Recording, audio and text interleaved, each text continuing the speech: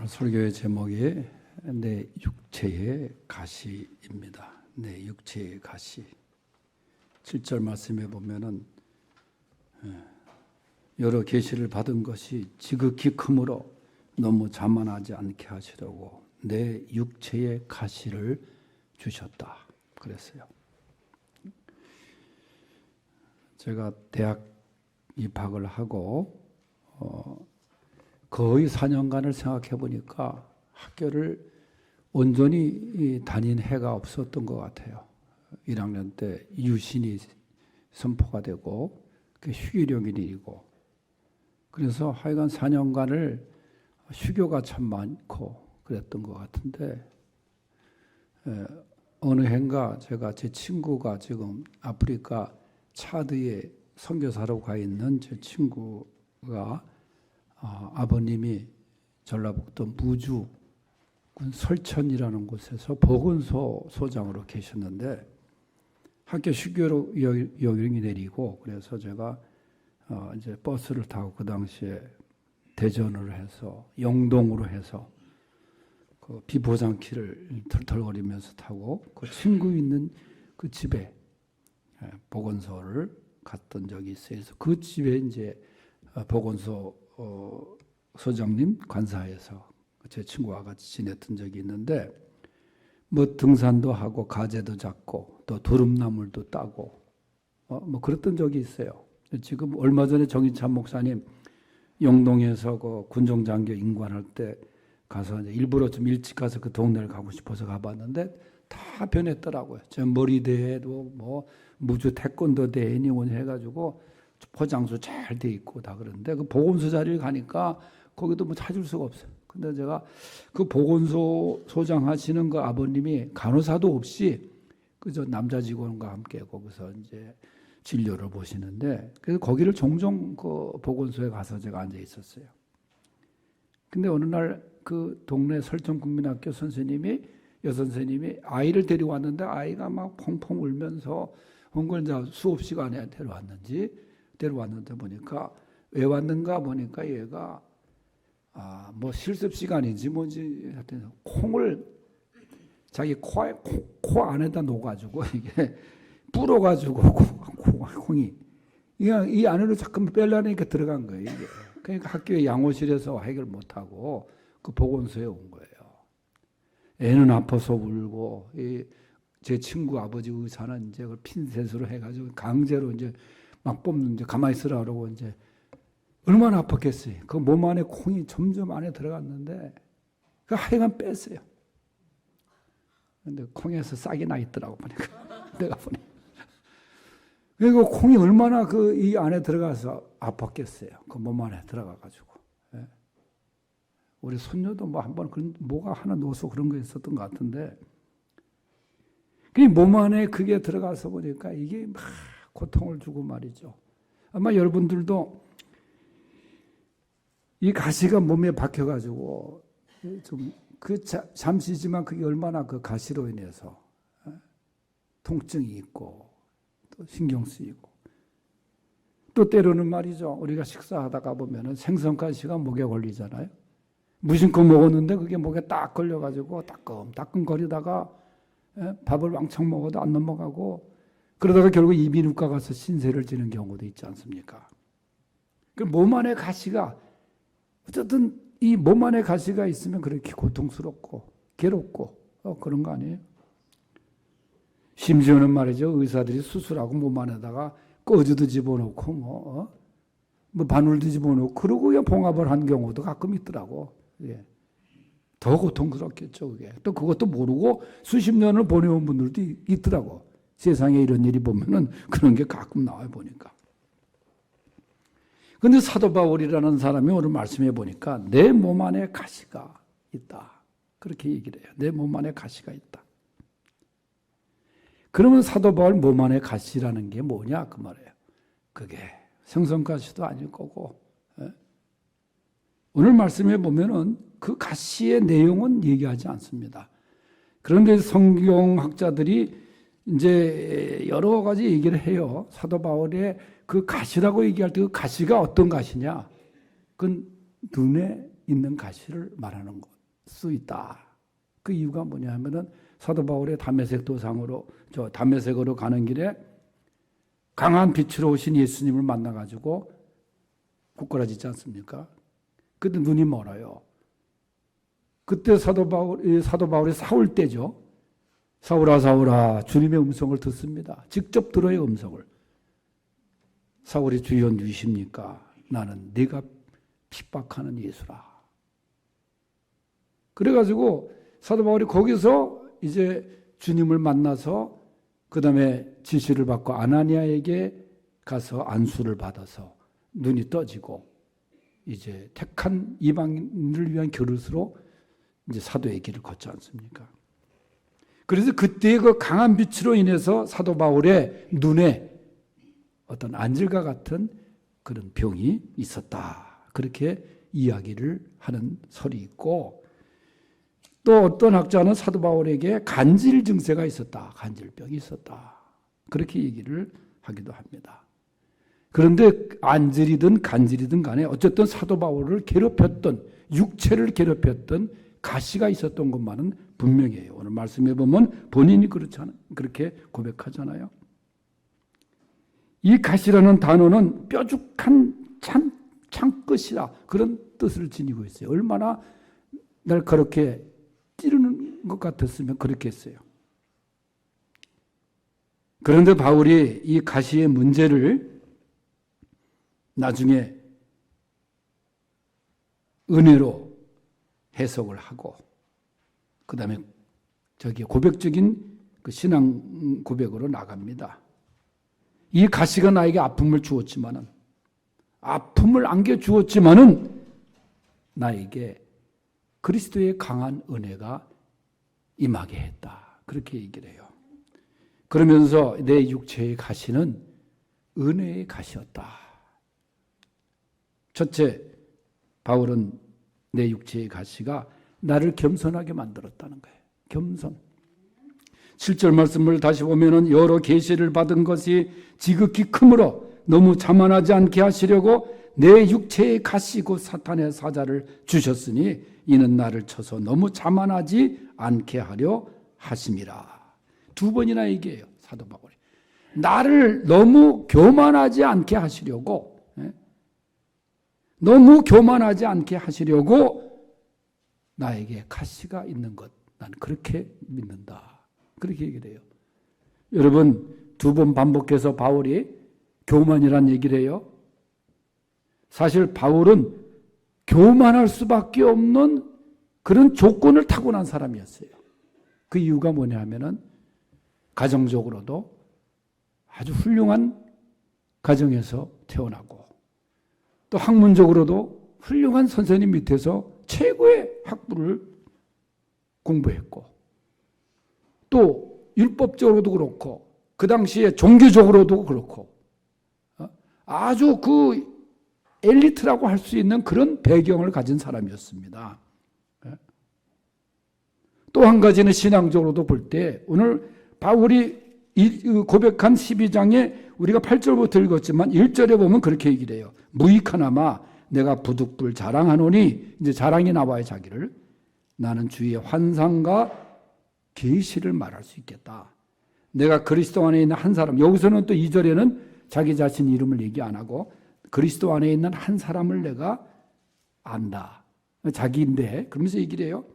그는 14년 전에 셋째 하늘에 이끌려간 자라. 이 말은 뭐냐면은 사도 바울이 3층 천에 이 세상이 아닙니다. 거기에 이끌려간 신비로운 영적 세계를 경험한 그런 영적 체험을 했다 그 말이에요. 우리가 이야기하자면 입신의 그 하늘나라 살아서 하늘나라를 경험한 그런 그 경험을 한 사람이 사도 바울이라 그 말이에요. 그러니까 영적으로도 그렇고 세상적으로도 그렇고 그는 자랑거리가 많은 사람이에요. 내놔도 그는 빠지지 않아요. 그러한 그였지만은 그의 고백에 의하면 나는 예수님을 안 이후에 모든 것을 배설물처럼 여겼노라. 왜? 주 예수보다 더 귀한 것이 없다는 거예요. 예수님이 최고라는 거예요. 예수님을 아는 지식이 최고라는 거예요. 그러면서 그는 내가 이렇게 자랑거리가 많지만은 나를 자고하지 않게 하시려고 내가 이 가시, 이 찔리는 걸 내가 생각할 때 내가 겸손해야지. 자기 교만에서 떠나가기 위해서 자기의 가시가 있다 그 말이에요. 여러분, 겸손은 하나님의 은혜의 통로입니다. 하나님 앞에서도 겸손해야 되고, 우리들은 사람 앞에서도 겸손해야 되고, 겸손한 자가 바로 승리하는 거예요. 하나님은 교만을 멀리하십니다. 거만한 자를 멀리하십니다. 겸손한 자에게 은혜가 임하는 것입니다. 시편 1편에 복 있는 사람은 교만하지 않다 그랬어요. 하나님은 교만한 자를 멀리하시고 겸손한 자에게 은혜를 베푸신다고 말씀했어요. 누구나 자랑하고 싶은 심리가 있습니다. 내가 좀 배웠다고, 내가 안다고. 그러나 사도 바울은 하나님이 나에게 가시를 주신 것은 나를 쳐서 내가 교만하지 않게 하시려고 주셨다. 그저 겸손한 자 되어 은혜의 통로가 될 수 있기를 바랍니다. 겸손하면은 하나님의 능하신 손이 우리를 높이시리라. 하나님의 말씀이에요. 겸손은 아무리 강조해도 지나치지 않을 거예요. 그래서 오늘 내 육체의 가시는 겸손하게 하기 위함이라 하는 것이고, 두 번째, 내 육체의 가시는 기도하게 하기 위함이라는 거예요. 8절 말씀을 다 같이 봅니다. 시작. 이것이 내게서 떠나가게 하기 위하여 내가 3번 주께 간구하였더니. 아멘. 뭐 바울이 3번만 기도했겠어요? 바울은 기도의 사람인데. 바울의 그 능력의 기도, 그저 손을 얹으면 병자가 일어나고 말이죠. 바울의 손수건만 얹어도 기적이 나타나고 했다고 성경 그러지 않아요? 그런데 바울이 그 가시가 아프니까, 나에게 있는 가시, 이 가시로 인해서 내가 3번 주께 간구하였다. 하나님 앞에 기도했다는 거예요. 너무 힘드니까. 제가 옛날에 을지병원, 제가 남대문교회 1년 있을 때 을지병원 병원 선교를 할 때인데, 그때 만났던 그 백혈병 환자 한 사람이, 그 사람이 이제 그 수혈을 원해서 제가 그 학생들을 데리고 수혈을 해주고 이제 인연이 돼가지고 그 양반을 전도하고, 그때 이제 전도사 때니까 목사님 모시고 세례를 베풀고, 이제 그래서 나중에 예수님을 영접하고 1년간 투병 생활 하다가 하나님 품에 안겼는데, 이 사람의 마지막 기도를 제가 생각이 나. 제가 갔을 때 마지막 기도가 막 이제 마지막 상황에서, 하나님 왜 내게 이렇게 고통을 주십니까? 하소연 기도를 하고, 그러다가 그 다음 기도가 뭐냐면, 이것이 제가 지은 죄의 대가라면 제가 받겠습니다. 그래서 눈물을 쭉 흘린 기도가 지금도 생각이 나. 그 고통 속에서 그 기도했던 그분의 모습. 너무 힘들고 그러니까 하나님께 울부짖는 거야. 사도 바울도 마찬가지입니다. 간절히 그 가시 고통을 통해서 바울이 기도하는 거예요. 육체의 가시가 고통을 주지만은 그 고통은 주님께 기도하게 했고, 또 기도를 통해서 자신을 돌아보게, 또 회개하고 주님의 뜻을 경험하게 했다는 거예요. 우리가 평안할 때는 기도하지 않을 때가 많습니다. 기도의 긴박성도 모릅니다. 그러다가 급하면은 무릎 꿇는 경우가 얼마나 많아요. 여러분, 때로 나에게 이런 육체의 가시를 통해서, 그것이 질병의 가시든 물질로 오는 가시든 인간관계로 오신 가시든 간에 그런 고통을 줄 때 그때 하나님께 기도로 나가는 것, 여러분 그것도 중요합니다. 그보다 더 중요한 것은 뭐냐? 그저 평안할 때 그냥 적당한 가시로 찔러 주실 때 그걸 깨달아야 돼. 그래서 주님의 뜻을 따라 살아가는 성도가 될 수 있기를 바랍니다. 그래서 내 육체의 가시는 기도하게 한다는 거예요. 기도하게 한다는 거예요. 세 번째 육체의 가시는 그리스도로 살게 하기 위함입니다. 9절과 10절 좀 길지만 같이 읽어봐요. 시작. 나에게 이르시기를 내 은혜가 내게 족하도다. 이는 내 능력이 약한 데서 온전하여 짐이라 하신지라. 그러므로 도리어 크게 기뻐함으로 나의 여러 약한 것들에 대해 자랑하리니 이는 그리스도의 능력이 내게 머무게 하려 함이라. 그러므로 내가 그리스도를 위하여 약한 것들과 능력과 궁핍과 박해와 곤고를 기뻐하노니 이는 내가 약한 그때의 강함이라. 아멘. 이 바울이 가시의 문제를 얘기하면서 이제 마무리하는 고백입니다. 가시로 인해서 약해지고 하나님은 이런 일을 통해서 강한 손을 펼치신다. 여러분 자식이 병들어 아파할 때 부모의 관심이 더하지 않습니까? 하나님의 자녀가 가시의 아픔과 고통으로 신음하고 호소할 때 하나님의 강한 손길의 도우심이 더 가까이 하는 법입니다. 그래서 바울은 말해요. 내 약할 그때에 곧 강함이라. 약하게 하신 다음에 강한 하나님의 손길이 임하신다는 거예요. 그러면서 자신의 그 가시의 아픔을 고통 속에서도 비교할 수 없는 주님의 가시의 그 고통을 바라보는 거예요. 주님의 이마를 찢은 그 가시 면류관, 손과 발과 옆구리를 꿰뚫었던 그 뾰족하고 날카로운 창 자국의 가시. 여러분 아무리 크고 고통스럽고 아프다고 하지만 그 누구도 예수님의 가시의 고통과는 비교할 수 없는 것 아닙니까? 바울은 이것을 깨달은 거예요. 가시를 통해서 주님의 가시 면류관을 바라보면서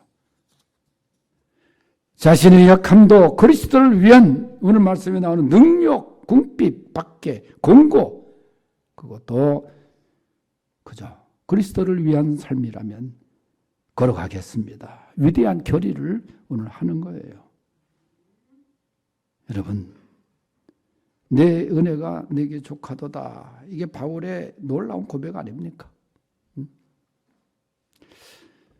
제가 서재에 있는 책들을 한 권 한 권씩 이제 정리를 합니다. 요새 책을 잘 사지도 않고 요즘 자료를 다 인터넷에서 검색도 하기도 하고 하는데 버리기 아까운 책들이 많은데 또 버려야 되거든. 그런데 버리기 싫은 책들은 내가 이렇게 하나씩 뽑아서 이제 한쪽으로 모아뒀는데 그 한 책 제목이 내 은혜가 내게 족하도다 하는 책이에요. 저자는 미즈노 겐조라고 하는 일본 사람입니다. 번역은 우리 교회 오셨던 박석규 목사님이라고 정릉교회 원로 목사님이 번역을 하셨는데 이 미즈노 겐조라는 사람이 내 은혜가 내게 족하도다 하는 시집을 냈어요. 그 목사님이 직접 저한테 사인을 하셔서 주셨는데 이 사람이 초등학교 4학년 때 이지를 앓던 중에 장애가 왔습니다. 그래서 얼굴 이 부위만 빼놓고는 전부 다 마비가 오고 꼼짝 못하는 신세가 돼요. 그냥 이 고개만 도리도리하고 눈만 깜빡거리고 죽기를 바랬지만 죽을 수도 없었어요.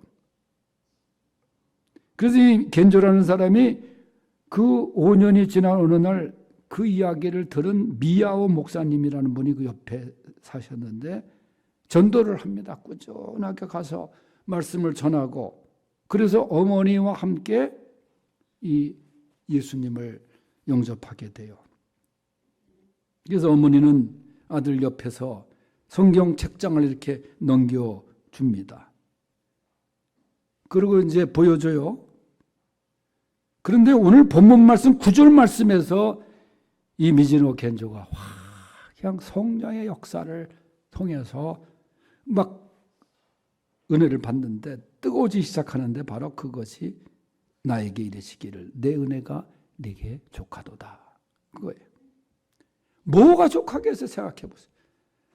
온몸을 움직일 수도 없는데, 눈만 깜빡거리는데, 그러면서 이 말씀의 은혜를 받고 자신도 뭔가를 할 수 있다는 확신을 갖고 씨를 쓰기로 하는데 말도 못하지만은 이 벽에다가 히라가나를 붙여놓고 어머니가 이렇게 손가락으로 찝으면은 그것이 맞다면 눈을 깜빡거리는 거예요. 그럼 그때 엄마가 빨리 적는 거야.